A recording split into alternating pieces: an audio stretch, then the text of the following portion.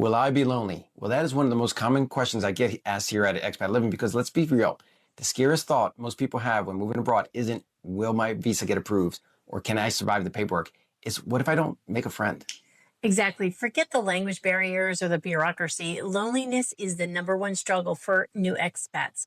You can have a dream apartment, you can have the sunshine, but without friends, it all feels empty. Yeah, and reality is we've all been there. That awkward stage when you're standing in your new kitchen thinking, great, now what? The good news here is that we cracked the code, and today we're handing you the exact 5-step playbook that helped us turn total strangers into community that feels like family.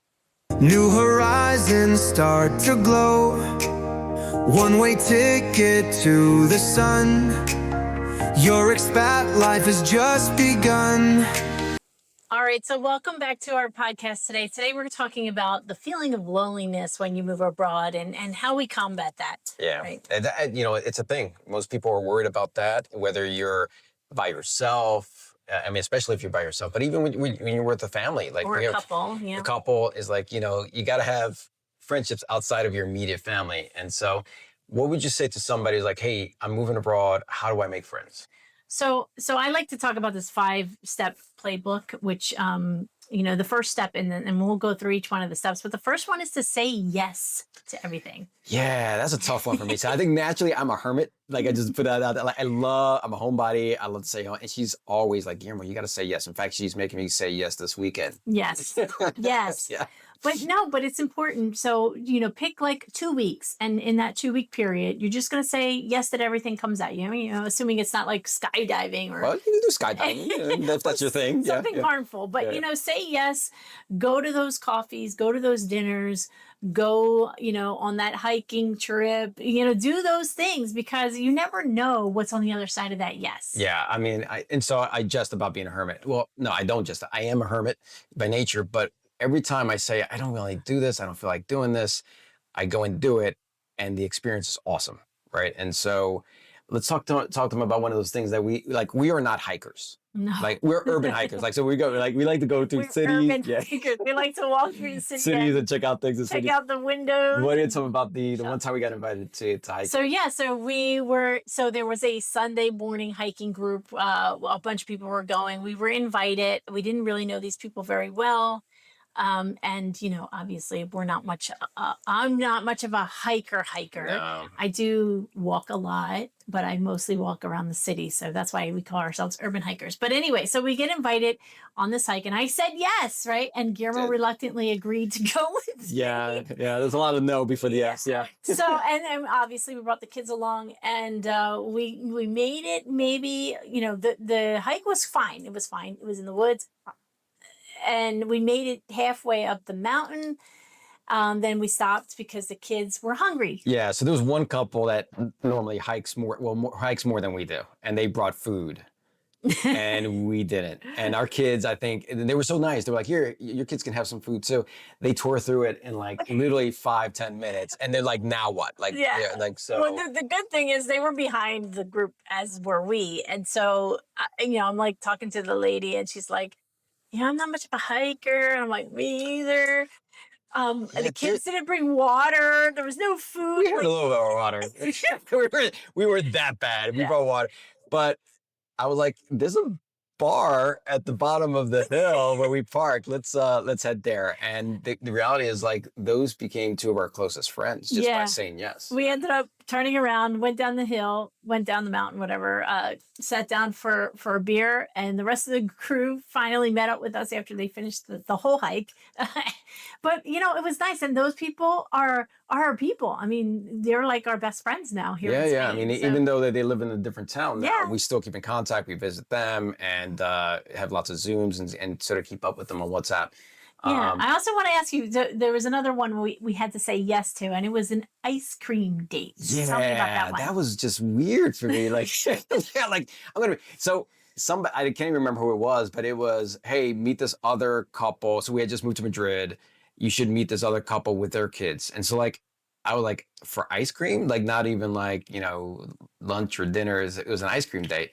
And with our kids. And so we went there. And again, it was a story like they're our closest friends here in Madrid. Yeah. But yeah, it was tough for me. Like the internal conversations that I was having, like, this is weird. So I want to say yeah. And it really is practice number one. Say yes, because you Yeah. never know what's going to be on there.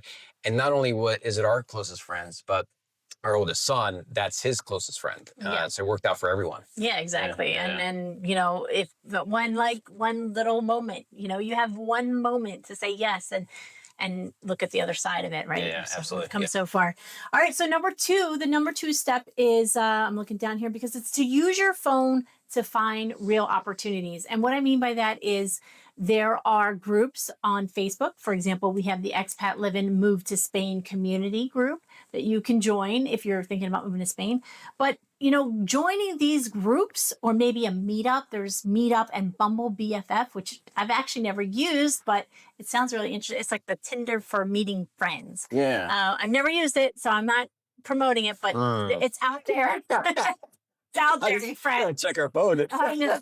And Meetup is great too because they have, you know, different meetings around the city for different things that you might be interested in. So, for example, food, wine, maybe concerts, some stuff like that. Yeah, you know, when you're moving to a new place, a very common way to meet up and not only kill two birds with one stone is meet people, but also practice the new language that you might be in. So in Spain, Right. intercambios, but interchanges where you're you know, maybe the first half an hour you're speaking in whatever the language is, whether it's Spanish, German, French, and then you revert back to your natural language again. In their case, it's English. So it's like half and half, and you're helping them learn English in our case, and Right. they were helping us learn Spanish. And we found that again by using our phone and finding these groups Yep. and saying yes. Yeah, right? So it's a combination. It's using technology and also saying yes. But so one of the really interesting people, like I met somebody through Facebook. I know it sounds really weird. I shouldn't be saying this. No, yeah, it's just cool. No, but like I joined a group of people that were moving to the same town that we were moving to, and I met a woman on the group Before we actually moved. before we actually Yeah. moved, before we actually moved to Spain, and she was moving to Spain. We were all in the same like visa process and everything. 3 weeks after we moved, so we stayed in touch. And then when we finally did move, she came 3 weeks later with her family and texted me, and we were like, "Hey, let's meet. Let's like meet." It wasn't ice cream. I think it was a drink. Yeah, it was a drink. Yeah. But the whole family met, and I actually still have the picture of that day. I'll see if I can find that picture. But it was really great, and we've been friends ever since. And we stay connected. Yeah. And again, she still lives in a different town than I do. And they actually visited us 2 weeks ago Yeah. here in Madrid, and our kids just picked up like they, you know, Yeah, just like before. Yeah. So, you know, Facebook groups, you can't deny it. You can meet some really good people. Sure. Another opportunity was when we were looking for furniture, which I think Yes. is really interesting. Yeah. We there's a sort of like a group that you can buy furniture. Yeah, so here in Spain is Wallapop, but they got them all over the place. Facebook yard sale doesn't work really here. No. But there's technology, some groups that you can find, and we were buying furniture, bunk beds or We were something like that. buying Yeah. bunk beds from a family that was heading back to the United States. So they had been living in Spain for 2 years. They were selling their furniture, and moving back to the States. And they were like, you know what? We were you guys 2 years ago. There's a group of people that meet every Friday night on the beach at this such and such place. Go meet up with them and just introduce yourselves. Yeah. And like, I wouldn't have known that had I not bought furniture Yeah, and from this woman. it was an awesome thing because like it's beautiful. In that case, it was just a beautiful on the beach. We're just hanging out as adults, and then our kids, they were the playground and the beach right there. So they just playing there all night into the night, and Yeah. and we made some really deepened some friendships there. So number 2 is technology. Yeah.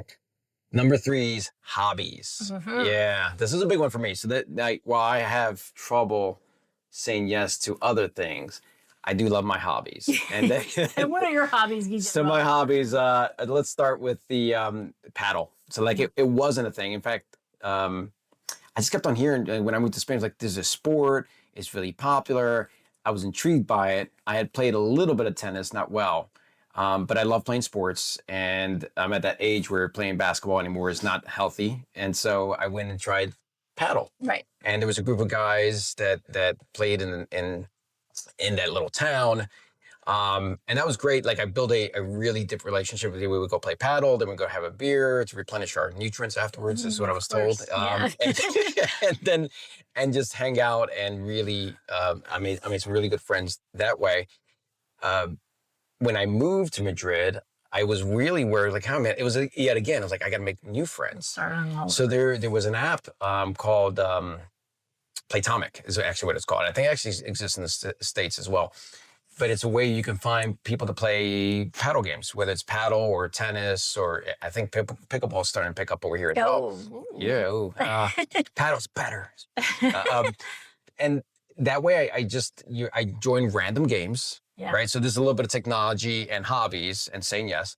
And the first game I met this guy, Leo, and we hit it off. Yeah. And we just became really close friends, and we just started playing. Now I wasn't going to random games. I was teaming up with Leo, and we would go out and team up on other people, and we joined tournaments together. So that was a good hobby that allowed me to build a network of friends and get out there, practice Spanish, right? Yeah, that of was course, important. yeah. So yeah. And also Guillermo's a big fisherman. So. I am a fisherman, and so in the southern coast of Spain, it was easier because they had clubs, Water right but they also had clubs that you could join. Again, saying yes and just finding your opportunities.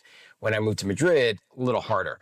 However, they do exist. You just got to look further. In fact, there's a park near us that has a lake, and I just went there by myself, and you just can't help. Like there's guys, because it's an urban place. We're not, all in the forest thing, right? Yeah. So we're just sitting there. It's carp, and you just end up chatting other people up, and they love that I speak English, right? And so like I get the old guys who like try to practice their like 1 or 2 words of English, and I get to practice Spanish. So that's good. And then I wanted to learn how to fly fish, and you introduced me to this guy here in Ignacio who taught me how to fly fish. Yeah. And I keep in contact with him, and he's got this thing called Familias de Pesca. And so they have events all the time. Yeah. Just easy ways to sort of use your hobbies and as a gateway to find people. Right. Yeah. For me, it's not necessarily a hobby, but something that is really important to me is volunteer work. And I have always been on my school board or like part of the parent teacher association in all the schools that we've had our kids in. Yeah, fact. And so that was important to me. So I asked if there was something I could do. I volunteered at school, and lo and behold, now I'm part of a network of women that are really fantastic. I have lots of friends. We schedule nights out, and some of them are in the same boat as me. They're also expats, but a lot of them are also local. So it's a good opportunity for me to also practice Spanish and just get out of the house and do something. Yeah. And I have some great friends. You know what? If you're moving family, that's a great opportunity, right? Because the school events, she's more involved in the school events, but we have WhatsApp is a big thing in Europe. Yeah. And probably all the other parts of the world other than maybe necessarily the US. But like I'm part of the WhatsApp group for the school that our kids go to. And in fact, they're having scheduled drinks this Friday. And that's another way to just be involved. Not a big drinker, but just go out there and socialize. Exactly. We did another event with another family at school one of the dads is in a band, and he invited everybody to come watch his band play, and that was a great night out. We had a really nice time, and there were lots of families there. So also another good way, right? If you have kids, get involved in school. Absolutely. Yeah. So number 4 is hosting micro events and following up. Why are you looking at me like that? Because I'm the hostess. Again, I'm the hermit. I was like, hey, you want to have a party? He's like, but we always end up having a great time. We do have a good time. So when we first moved this is really funny. When we first moved to Madrid, we were I was, again, Facebook, right? I was trying to figure out how to get my son involved in football. Mm-hmm. And I met somebody online. I met a guy online who happened to live in our neighborhood where we were living. And he said, my wife and I are going to have a little get together. Would you and your family like to come over? And I was like, okay. It was literally the first week that we moved to Spain. I said, yes, guys. I said, yes. And Guillermo was like, who is this guy? I'm like, I have no idea. I have no idea. But he knows about football, and he agreed to help us out. So we had a barbecue at his house. It was a really nice time. He met a lot of the neighbors. Yep. In fact, those neighbors are now friends, from school, because their kids go to our kids' school. And he was just a fountain, a wealth of knowledge. Yeah. So like literally we had a fireplace. I didn't know where to buy wood. And I'd love to burn wood. Yeah. In the fireplace over the wintertime. He had a wood guy. He had a bread guy. He had a bread guy. He had a milk guy. He was still getting milk delivered to his and bread to his front door. Yeah. So it's saying yes. It's micro events. So for us, tradition is really important to us. Like we love the holidays Yeah. that we came to love and cherish as part of being U.S. citizens. And so we still do we still celebrate Yeah, all those things we embrace the new holidays here in Spain, and we also and maintain the old. bring Yeah. our old with us. Yeah. And so like one of the micro events that work for us, well, maybe not so micro because we love Halloween. Yes. Like, so we get dressed up like to the nines. Like we get like people are like, who are you? I literally have met people at a Halloween party that we've hosted with full makeup, and then meet them like a week later, and they have no idea who I am. Like, and same with her. Like Yeah. she goes even further than I do. It's in my blood. Yeah. And so, but that was a great way. So like, when you're entering people are curious. Like Yes. here in Spain, people are curious. Like, what is it? Halloween was not that first year when we moved to southern Spain. People don't celebrate it. It's not part of the culture. In fact, some people were like, that's not ours. We're here in Spain, right? Right. In Madrid, it's different. People are embracing it. And why not? I mean, it's candy, it's dressing up, Yeah, it's it's spooky, fun. it's so much fun. Yeah. So like learning their culture and integrating our lives, but also the reverse is also true. Like introducing people to our culture. We typically have a Halloween party almost every year. And it's funny, the people who really want to come are the people who don't celebrate Halloween. Yeah, they want to know what it's They're about. like, we want to come. And the same goes for some of the other holidays. Like we still have Thanksgiving dinner together as a family. And 1 year we hosted for some friends who came over. Actually, a couple of years we hosted and friends came over. Friends that were not Spanish and not American, but from other parts of Europe came over, and they were loving our tradition. And then we were invited to Friendsgiving. So, those events are really key, and they help you make I mean, friends. that's an easy tip. So if you're a U.S. citizen or wherever you are, but whatever your holidays are, invite the people like, hey, we're going to celebrate this. Like we did a 4th of July, Memorial Day. Like none of these things have any meaning here in Spain, but they have meaning to us. Yeah. And it's an opportunity again to get together. Yeah. So, and then the last key to our 5-step playbook is actually protecting your mental health, and, give friendships time and give yourself some grace and some patience. Yeah. And I've said a couple of times, like, my natural place is sort of just being a loner and just being a hermit. However, I do need that social piece, but there's times where like I've had enough. And so our kids are involved in lots of activities, for instance, football. Yeah. There are moments that I need to force myself to go to the other side of the field and be like, all right, I need a mental break. I'm tired of speaking Spanish. My brain is hurting. I need that, because it is, like you said, the dip. Like there's the highs, the lows. Right. It's okay sometimes to just take a break, but still maintain like, I got to be actively saying yes to things. Yeah. And again, like I do say yes to things, but it's not constant. I also host a 0 social day, which means, we're just going to stay at home, chill out, sit in our pajamas and just watch TV or do something, read a book, whatever it is that we like to do at home without having all the events and all the people. And that's okay too. So it's okay to celebrate being alone, being at home with your family, or, taking some time to yourself. Yeah. And this is a really important topic. We just finished a webinar, and it was a topic that came up quite a bit. I asked a question in the chat, like, what's your biggest fear? And it was the loneliness. Like, how am I going to make friends? How am I going to be social? Am I going to regret this? So hopefully this 5-step process will help you get through that part of it. Loneliness isn't proof that you've made a mistake. It's just part of the process. And the reward is real friendships, real community, and that's going to make every awkward first coffee totally worth it. Yeah, you know what? And if you found this helpful, check out our other YouTube video like this one, our first day as expats, where we talk about how we overcome those fears of moving abroad. And if you want a step-by-step guide to moving abroad without losing your sanity, sign up for one of our Expat Livin courses. We'll help you get from where you are to where you want to be.